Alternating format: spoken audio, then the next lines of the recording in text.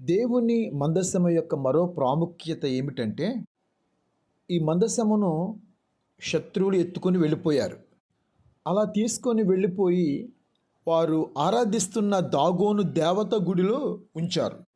ఉంచి వారు ఆ రాత్రంతా సంబరాలు చేసుకొని నిద్రపోయారు. మరునాడు ఉదయమున వారు లేచి దాగోను గుడిలోనికి వెళ్ళగానే దాగోను దేవత మందసము ఎదుట బోర్ల పడిపోయింది. అప్పుడు వారు ఆ దేవతను నిలువబెట్టారు. తరువాత దినమున మరలా వారు వచ్చి చూడగా మరలా దాగోను దేవత మందసము ముంద పడిపోయి కాళ్ళు చేతులు నరకబడి మొండెము ద్వారం దగ్గర ఉంది. ఇంకను వారు ఆ మందసమును వారి దగ్గర ఉంచుకొనగా వారందరికీ రోగములు, గడ్డలు, వ్యాధులు సంభవించాయి. ఎందుకు అలా అయిపోయింది అంటారు?